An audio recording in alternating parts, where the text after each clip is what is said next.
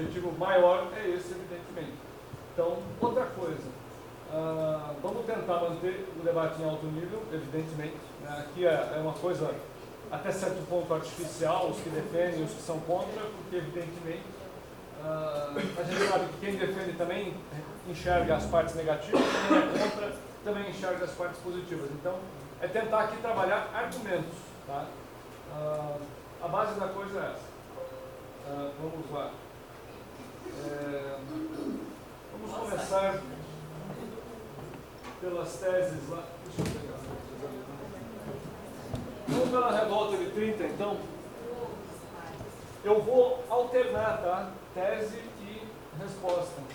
Então, vamos começar aqui pela defesa. A defesa abre, então, aqui a tese em relação a 1930.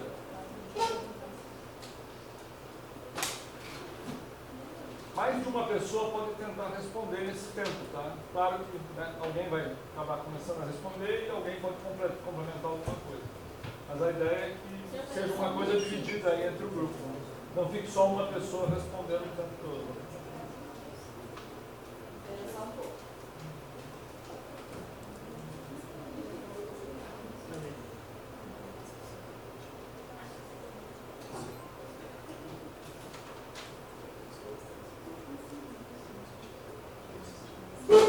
Bom, vamos lá. Quem da defesa pode começar, então? Defesa, 1 minuto para falar sobre Getúlio em 1930, defender as posições dele, enfim, porque é que ele ajudou na revolta. Para a gente entender um pouco da revolta de 30, antes a gente tem que entender os episódios e o cenário que tinha antes, que era a República do Café com Leite, né? Durante a República Velha, aqui você tinha os votos muito controlados através do voto de cabeça, além de pequena parte da população apenas exercer atividade de voto. Como eu já disse, o governo era dividido com o café com leite, que era Minas Gerais e São Paulo. Minas Gerais e São Paulo eram as grandes oligarquias do Brasil naquela época, então eles tinham todo esse poder político e a população, que apenas 3% da população votava. Então a população tinha praticamente nenhuma participação no contexto político, que era completamente controlado pelas grandes oligarquias. A partir da revolta de 30, esse cenário vai mudar, porque a população vai começar a participar mais da política, vai começar a ter mais chance a voz da população vai ser ouvida, porque vão ser criados ministérios, então toda a esfera da sociedade ela vai poder ser melhor administrada em cada ano. E também as eleições vão ser mais democráticas, mais pessoas vão poder votar e vão ter várias melhorias que vão acontecer nesse âmbito mais eleitoral mesmo. Então, a principal mudança foi que a população começou a participar efetivamente do processo eleitoral. Deixa eu só entender uma coisa. Essa tese, então, em defesa do Getúlio é que, digamos, era importante ter a revolta e era importante ele ter feito porque para fazer essa mudança no cenário. Vamos lá. Quem acusa entende que é algo diferente por quê? A gente entende que é diferente porque essa questão de eleições, né, não são necessariamente ancoradas em Getúlio Vargas, muito pelo contrário. Ele desrespeitou as eleições. Júlio Prestes foi o candidato eleito por 98% do país. Né? Apenas 3 estados o Getúlio Vargas teve a maior votação, que foi na Paraíba, em Minas Gerais e no Rio Grande do Sul. E ainda assim, só no Rio Grande do Sul ele teve 100% dos votos. Então, essa questão, por exemplo, do voto de cabresto, sim, realmente não é uma coisa muito ruim, porém, as eleições não foram respeitadas. Então, mesmo que Getúlio Vargas tenha participado de uma eleição, ele não respeitou essas eleições, porque ele foi o candidato derrotado. Ele fez um golpe de Estado, junto com seus compatriotas gaúchos e com os mineiros e com os paraibanos, fizeram um golpe de Estado, um grupo chamado Aliança Liberal, e junto com o tenentismo também, se juntaram com os militares para aplicar esse golpe, e não deixaram o Júlio Prestes assumir o poder, e ainda tiraram o Washington Luiz, que era o presidente legítimo no caso. Então, eu acredito que, a partir do momento que vocês falam que a questão do Getúlio foi que ele trouxe eleições, eu acho que muito pelo contrário, ele não trouxe eleições. As eleições já estavam sendo feitas, elas eram legítimas, e Getúlio Vargas, muito pelo contrário, ele destruiu as instituições a partir do momento que ele deu um golpe de Estado. Mas alguém está falando uma coisa? Ok? Só uma sugestão, em vez de vocês dois ficarem pulando para lá e para cá, Ficamos só de um lado. ficar um de um lado, outro do outro, porque daí não precisa gravar a mesma coisa, porque a gravação é a mesma depois, tá? Fica mais... Atenção aí, vamos lá então. O pessoal da defesa então tem 1 minuto e meio para rebater o que eles colocaram. Bom, então, você está querendo dizer que essa eleição representava o desejo da população de verdade? Porque a população não participava desse processo. Mesmo que fosse uma eleição legítima, ela era controlada pelas grandes oligarquias e defendia o interesse só dessa parte da população. Essas eleições, elas não defendiam, não atendia toda a demanda que a população precisava, entendeu? Então, ela defendia os interesses só de uma pequena parte, e a gente não pode considerar isso como justo. Mesmo que eu acho que a revolta de 30 foi necessária sim, porque isso não podia continuar acontecendo, não podia continuar uma pessoa sendo eleita por uma pequena parte da população que dizia representar todos, mas que na verdade representava o interesse de uma parcela que era mínima. Além do fato de ter indícios de que a eleição de Silvio Prestes foi manipulada e que ele era muito impopular, principalmente por causa dos resquícios que ele tinha deixado por causa da coluna Prestes, que foi de miséria, enfim, descrição durante todo o país. Ok. Vocês têm 1 minuto para explicar. Então, essa questão das oligarquias, Getúlio Vargas simplesmente se cortou relações com a oligarquia paulista para se juntar com a oligarquia mineira. Então, Getúlio Vargas em nenhum momento representou o povo, ele simplesmente representou uma outra oligarquia. Os paulistas, querendo tomar o poder, tiraram a vez da República Catarinense, tiraram a vez dos mineiros se revoltaram e se juntaram com Getúlio Vargas. Então, simplesmente foi uma troca de uma oligarquia para outra. Então, não faz muito sentido dizer que isso foi uma representação do povo, porque na verdade não foi.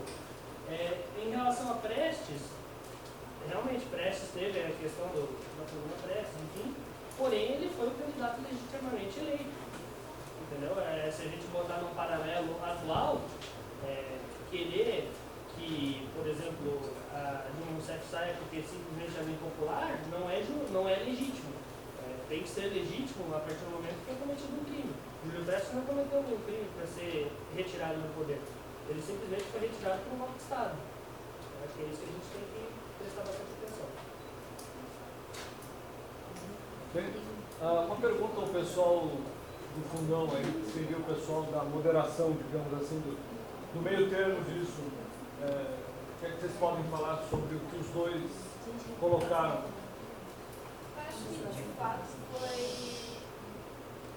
aconteceu o resultado disso tudo aconteceu uma coisa boa, sim, porque a participação do povo tornou-se mais presente nas eleições, mas foi uma coisa que não foi visando isso, foi uma coisa visando os interesses de Getúlio, querendo ou não, uma coisa que desde a revolta, quando ele foi eleito, ele foi candidato, ele estava visando construir uma imagem mais perto do povo, mais de um político forte, só que de um cara também perto do povo, assim, com as raízes mais comuns.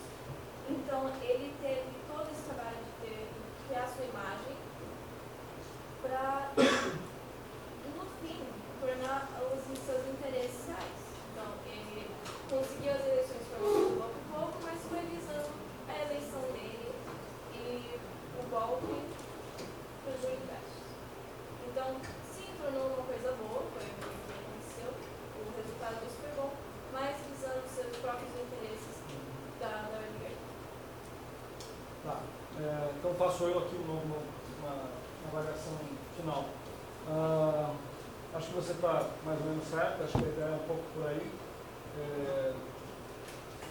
Isso é interessante a gente pensar aqui como é complicado entender, como é complexo esse processo histórico, vamos dizer assim, né?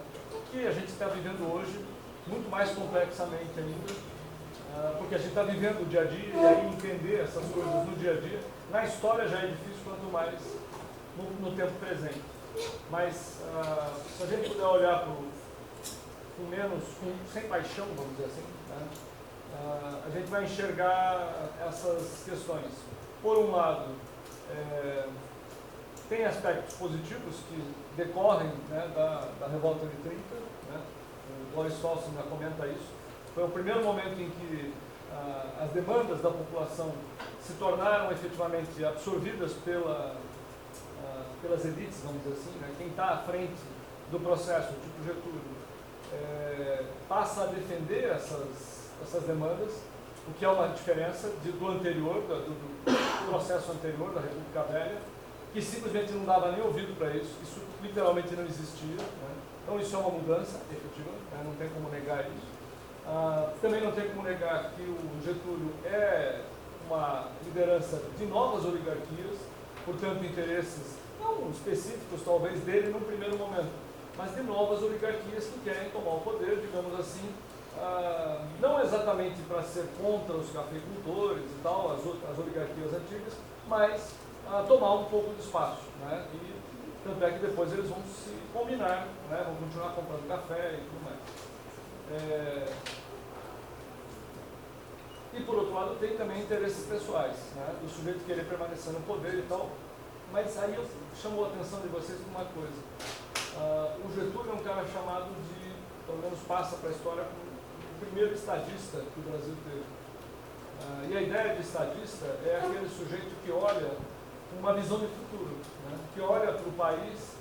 Quando a gente fala em interesses pessoais, fica uma coisa meio parecendo assim, né? Ele queria pôr dinheiro no bolso, ele queria ficar no poder, porque ele gostava de sentar lá e tomar cerveja e tomar sol no Palácio do Rio de Janeiro lá.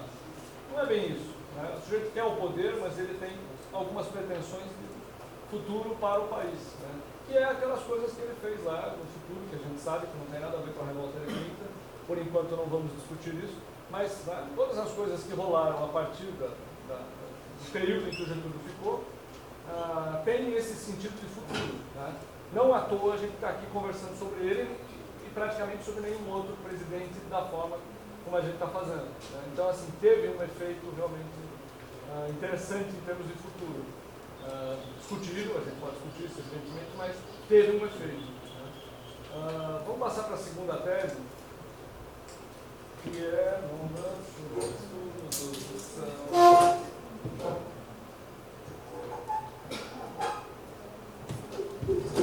o período provisório. Vamos lá.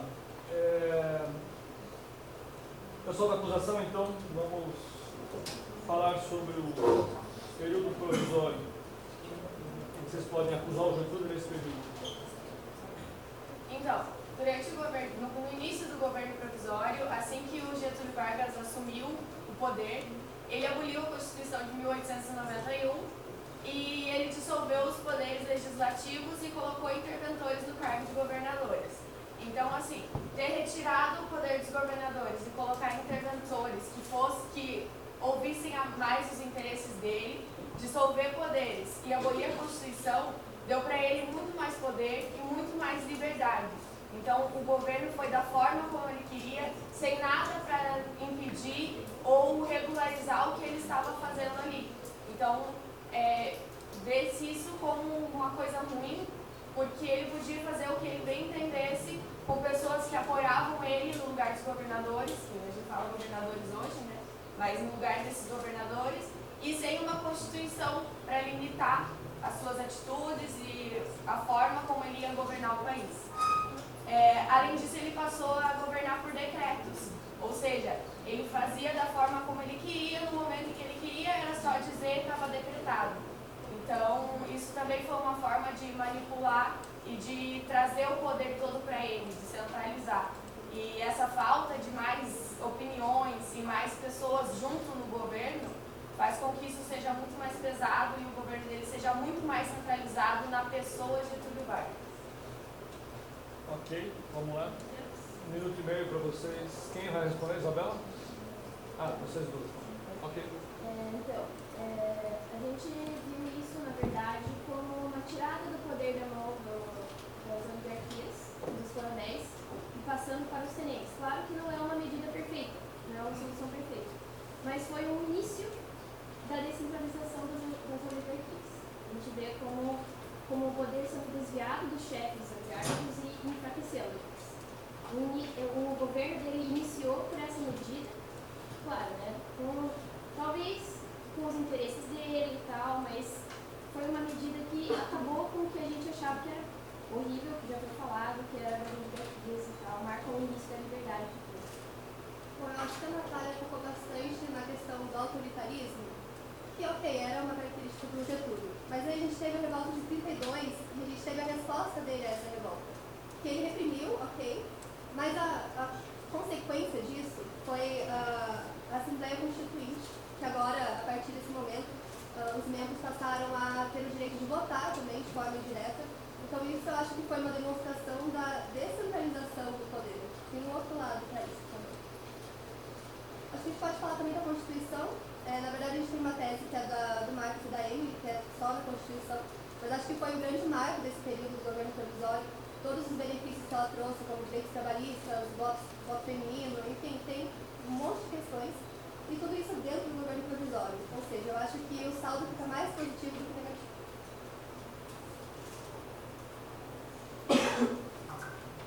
Ok, vocês têm mais o quê? 1 minuto e meio. Então, a gente também tem tese sobre a Assembleia, sobre a revolta, então eu não vou entrar nisso para não atropelar o assunto dos outros participantes. Sim, é a sequência. Mas, sobre as leis trabalhistas que você comentou, elas realmente têm o seu lado para ser discutido sobre o que favoreceu e o que trouxe de bom, né? Aliás, são leis trabalhistas regulamentavam isso. Mas ele criou essas leis, criou o sindicato e atrelou ao governo. Então, ele criou um sindicato e falou, não, beleza, eu vou dar direitos, eu vou deixar tudo certinho, mas eu vou estar vendo isso de perto, eu vou estar controlando e isso vai estar nas minhas mãos. Então, o fato de ele ter atrelado todos esses direitos que ele deu para os trabalhadores ao Estado e só permitir que essas leis entrassem em vigor para quem estivesse participando de um sindicato, e o sindicato atrelado ao poder dele, limita muito essa coisa do nossa, agora está tudo ótimo, ou melhorou muito. Talvez não, porque continuava no controle dele. Ainda era ele que ia fazer aquilo funcionar da maneira como ele quisesse. Então eu ainda não vejo a lei trabalhista como algo que deu liberdade ou que realmente tornou o trabalho tão melhor, porque continuava na mão dele e, como no fascismo, aquilo provava mais ainda um autoritarismo. Provava mais ainda que ele queria ter na mão dele maneiras de manipular, mesmo mostrando para o povo que era uma coisa ótima, porque talvez eles não usassem aquilo da forma como ele esperava, e assim ele poderia arrumar e deixar daquilo do jeito como ele queria. É a mesma expressão governo provisório, né? A expressão não complementa porque não foi um governo praticamente provisório, porque eles continuam no poder. Então, foi o início do governo, não o governo provisório. Os militares entraram em 64 e quiseram fazer um governo provisório, continuaram. Então, não faz sentido. Foi apenas o início da ditadura de Getúlio Vargas. Ok, vamos lá, 1 minuto para vocês fecharem.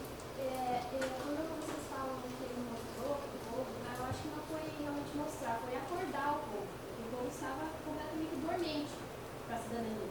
Eles não tinham nenhuma visualização do que era a cidadania. Por mais que seja uma cidadania que foi cedida, tutelada pelo governo e tal, ensinada.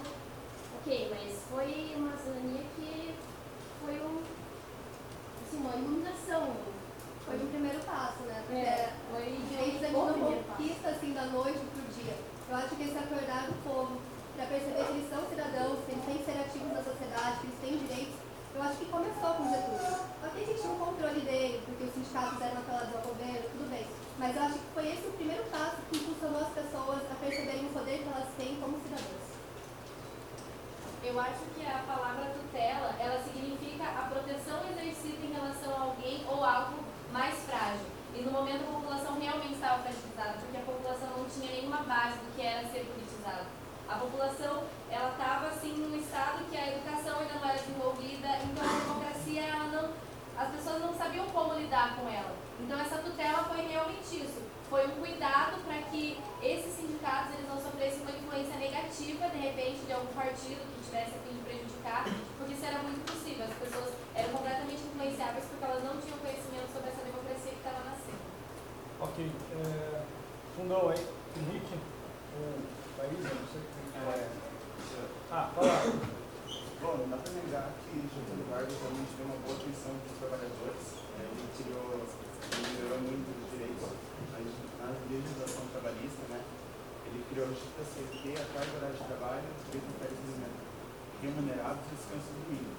Só que a gente tem que perceber também que ele, ao mesmo tempo, ele diminuiu muito o poder dos governantes dos estados para aumentar o seu próprio poder. E também, nesse mesmo período, ele tornou proibido o Partido Comunista Brasileiro com medo de eles conseguirem conquistar mais pessoas a favor deles. E é isso. Ok. Uma sugestão, e isso vale para sempre, para vocês como jornalistas, inclusive. Um pouco na linha do que a Gabriela estava falando, além dessa questão da complexidade da história e tal, tem uma coisa que é importante a gente sempre ter em mente, né? A gente sempre vai poder avaliar melhor, e é por isso que é complicado a gente enxergar. O nosso trabalho de jornalista é muito mais complicado, porque a gente olha para o tempo presente. Quando a gente olha para a história, a gente consegue enxergar um pouco melhor isso. Mas o que eu ia chamar a atenção para vocês não é só para a complexidade disso, mas é para o fato de que, dentro do que a gente chama de contexto, né, existe uma combinação de fatores. Né? E essa combinação de fatores, ela só é compreensível na distância, digamos, do tempo. E a gente só consegue enxergá-la melhor com essa distância. Então, essa combinação de fatores que é o contexto é que, de certo modo, explica algumas coisas. Né? Então, assim, de um lado pode parecer autoritário, mas de outro pode ser, pode haver uma percepção, digamos, benevolente, né? De que aquele autoritarismo, na verdade, era, não estou dizendo que seja, só estou falando aqui em tese. Em alguns casos ele pode ser necessário, considerando as circunstâncias, né? Que era o que a Gabriela estava apontando do problema de analfabetização, o contexto sociocultural, político, econômico do país, acabava levando para essas tomadas de posição, às vezes autoritárias, né? Às vezes com uma cara tendente mais a ser ditatorial ou de controle permanente dos trabalhadores, no caso, mas tem um pouco essa explicação do contexto. Eu não estou dizendo que isso redime o sujeito de qualquer coisa, né? De qualquer modo, né, autoritarismo é autoritarismo, ditador é ditador, não tem como escapar disso. Né? A gente pode, na mesma época, olhar para outros países da América do Sul que tinham eleições normais e tal. Boa parte acompanhava o mesmo movimento, vamos dizer assim, sempre tinham essas mesmas circunstâncias em vários países. Mas não é a única opção, então admitamos que não é obrigatório ser autoritário, ser ditador, enfim.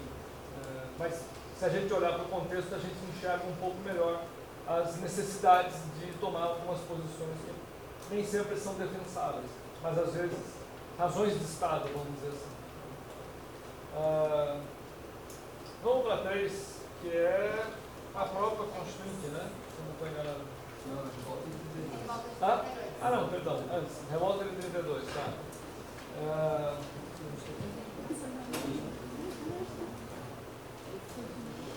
Então vamos lá. A acusação abre a fala. Então, a gente deve levar em consideração que algumas mudanças que Getúlio propôs foram positivas, porém ele meio que prolongou esse governo provisório, no caso, e em resposta a isso, os paulistas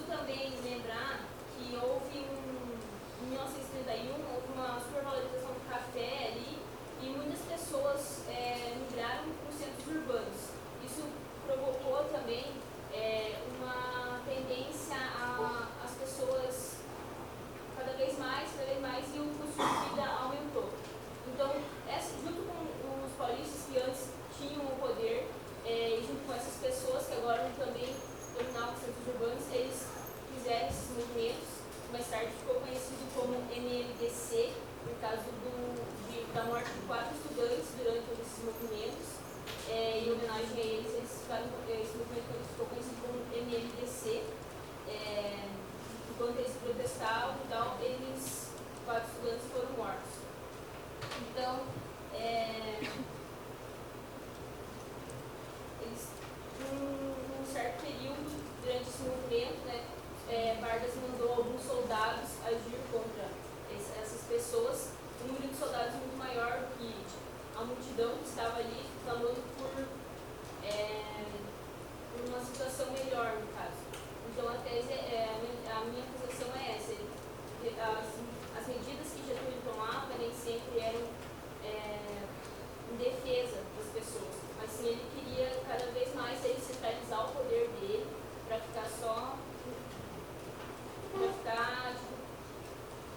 centralizado ali e conseguir dominar o máximo possível. Bom, eu atribuo muito a revolta de 32 a uma mágoa que o povo paulista tinha com a revolta do Pinheiro, porque Júlio Prestes foi tirado do poder, tinha ganho as eleições, foi tirado do poder pelo Getúlio, e O Júlio Prestes organizou uma revolta junto com o povo para tentar tirar o Getúlio do poder. Daí o Getúlio tentou, contornar a situação. Ele tentou uma segurança dele, não que ele mandou os militares matar os estudantes. Acabou acontecendo. Mas mesmo acontecendo isso, no período de 32 ele conseguiu fazer bastante coisa pelo povo.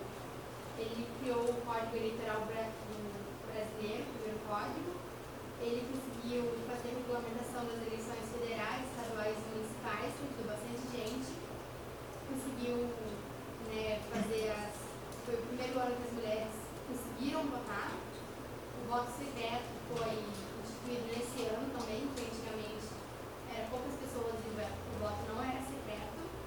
O segundo turno das eleições também começou esse ano e começou a ficar mais sério a partir de 34. E o alistamento único em todo o território nacional também começou a ficar sério a partir desse ano. E outra coisa, você falou que a revolta foi porque o Getúlio prometeu fazer a Constituição e ainda não tinha feito.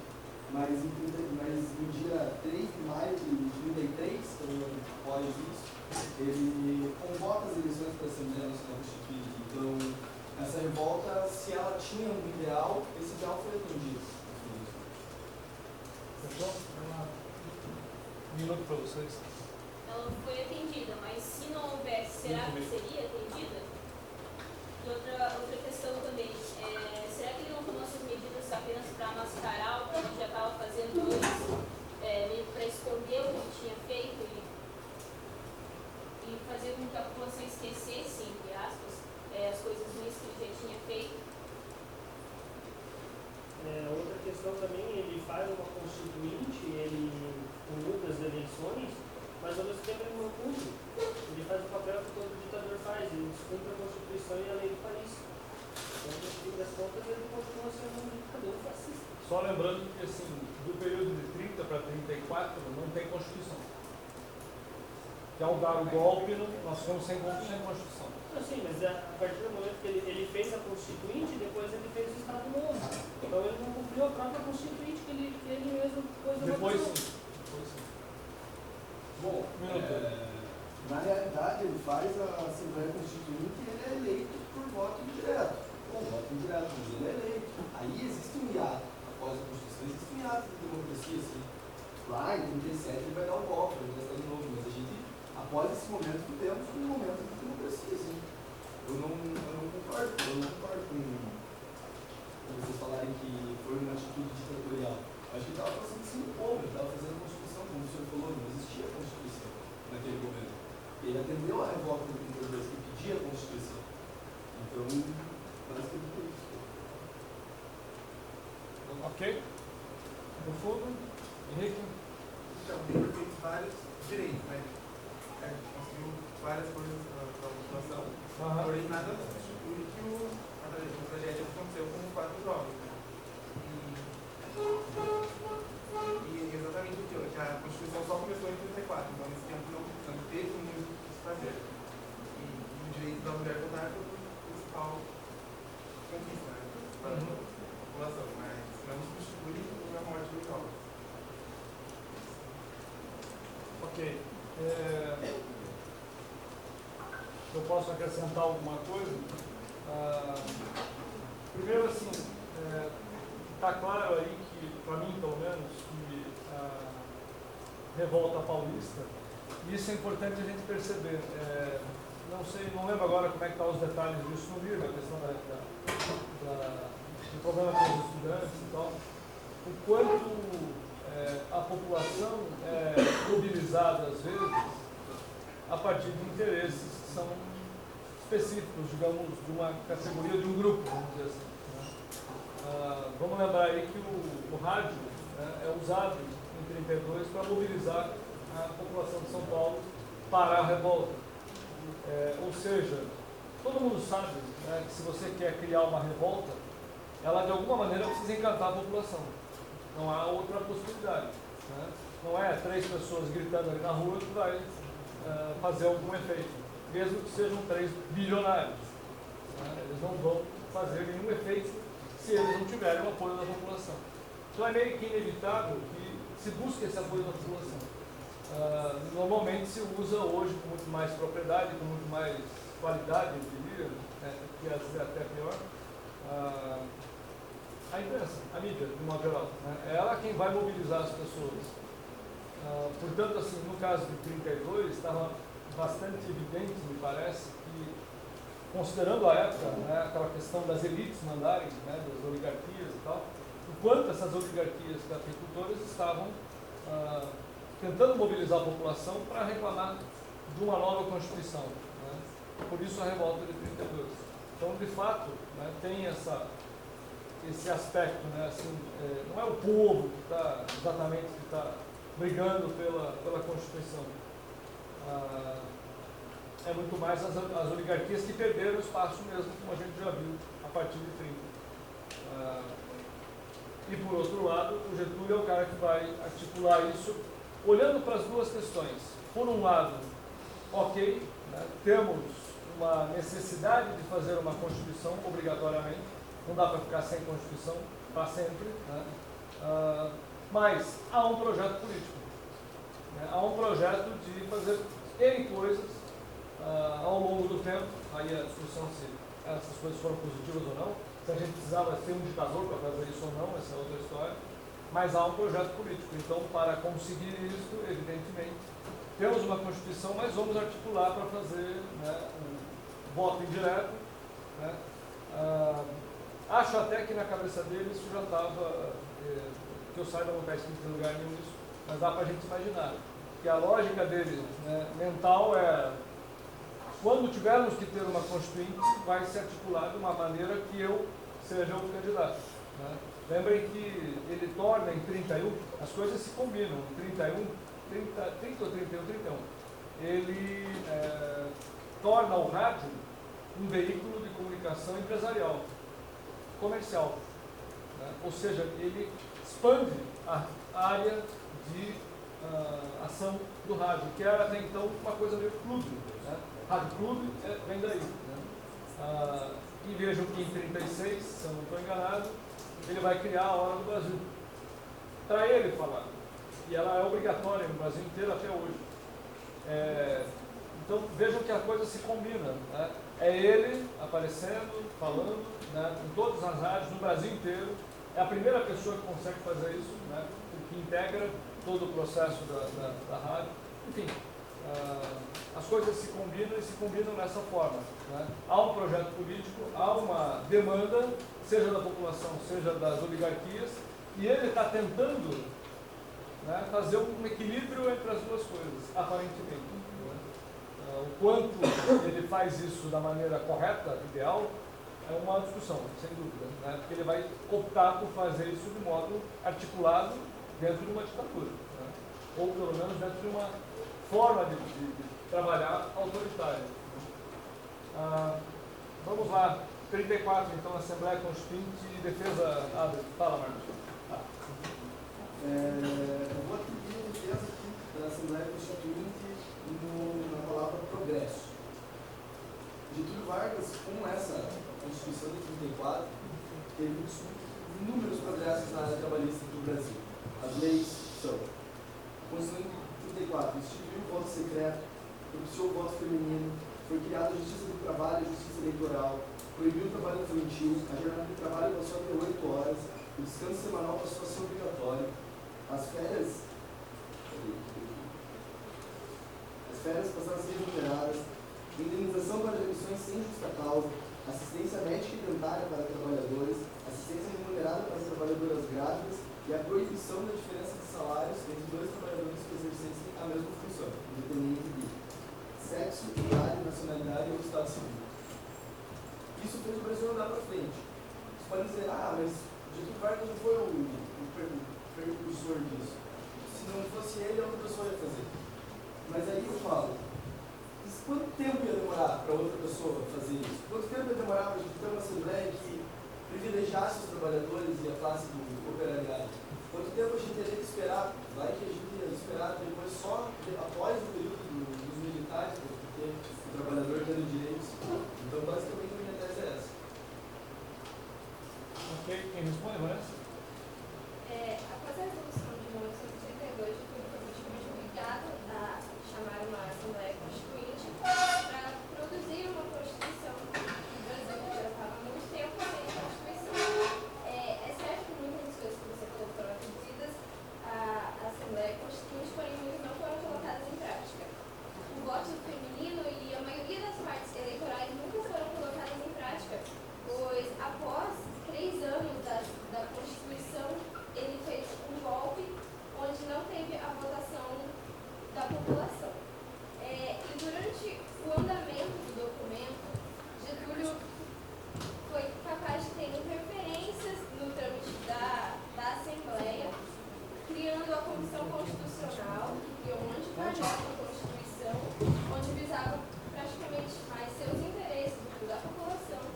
Houve também o regimento interno da Constituinte, que seriam regras proporcionadas para a Assembleia Constituinte, além da participação de uma bancada fiel ao governo, que buscava colocar interesses do Getúlio e na centralização do poder e não da população.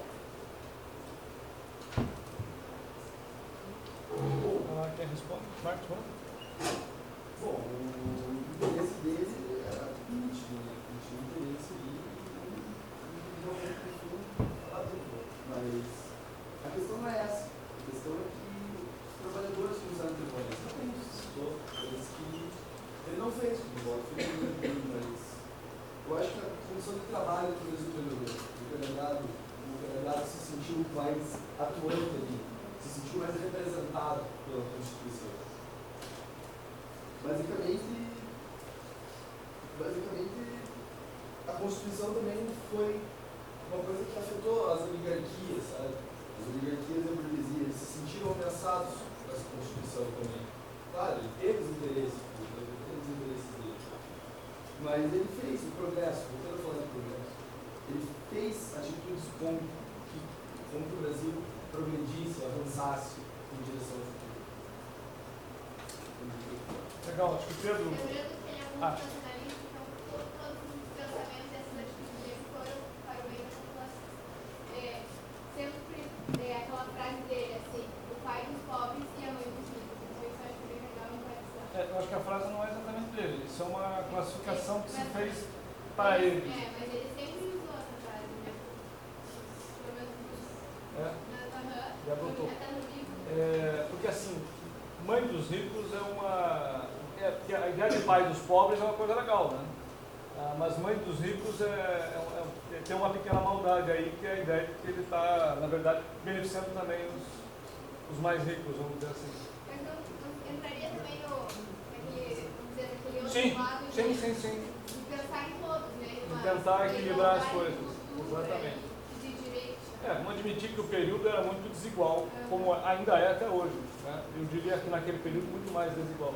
Vamos lá, Pedro, o que vocês têm como... Então, tem aqui o teu nome aqui na... Isso. Fale. É interessante, porque nessa época parece que ele finalmente começou a ter uma certa malemolência para conseguir, assim, lidar tanto com as oligarquias quanto com a população, e começar a agradar coisas que ele não conseguia fazer nos primeiros ali 3 anos, assim, no passo mais. Assim, numa abordagem positiva em relação à Constituição, você tem uma medida que resultou, teve uma importância muito grande, porque ela acabou com o voto de cabresto, né? Porque a instituição do voto secreto foi uma coisa muito importante que essa Constituição definiu. O problema dessa... Ou pelo menos tentou acabar, né? Porque ela tentou acabar. se a gente raciocinar que ainda hoje isso acontece, de outras formas, apesar do voto ser secreto. Mas o que importa é que foi fácil, né? Foi o primeiro passo, e se a gente tem uma certa segurança hoje, a gente pode dizer que começou na Constituição de 34. Agora, né, é muito questionável qual foi a intenção dele ao fazer essa Constituição. Porque o interesse, no final das contas, que ele queria ter era manter o poder dele. E ele precisava arranjar formas legais de ele continuar fazendo isso. Porque se ele continuasse a ter a pressão que ele estava tendo ali nas voltas, nos 32, a população começasse a se mexer, obviamente ele percebeu que ele não ia conseguir ter uma manutenção do poder dele de uma forma mais tranquila como ela foi depois que ele foi eleito. Uma forma mais tranquila na tela, né? E outra coisa que é muito problemática dessa época foi porque isso não foi uma luta, né, direta do povo. E isso tira muito do ideal do trabalhador. Os sindicatos, eles eram, apesar de eles terem iniciado muito forte naquela época, eles eram completamente comprometidos, então você não consegue definir qual que era a legitimidade assim, das necessidades, das vontades do trabalhador. Então não tem como você dizer que isso foi um grande passo para a democracia do país ou para as decisões trabalhistas, porque não foi uma atitude que nasceu no povo. Isso com certeza é um dos piores fatores da Constituição, que eu pessoalmente analiso que foi mais bom do que ruim, na verdade. É isso. Só para acrescentar um detalhe, de sindicato no Brasil existe desde meio do século XIX. 1850 já tem sindicatos gráficos, por exemplo. Então, assim, no final do século XIX, vários sindicatos de artesãos, vamos dizer assim, gente que trabalha com sapateiro, coisas assim, pequenas fabriquetas e tal. Então, os sindicatos já existem, eles não são uma criação lá na frente.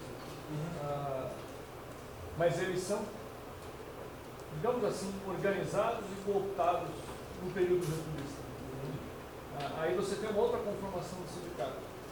Ou seja, subverte a ideia original que é o sindicato ser um grupo de trabalhadores e tal, com uma proposta de baixo para cima e tal. Então, de fato, se bate um pouco com o que você está falando.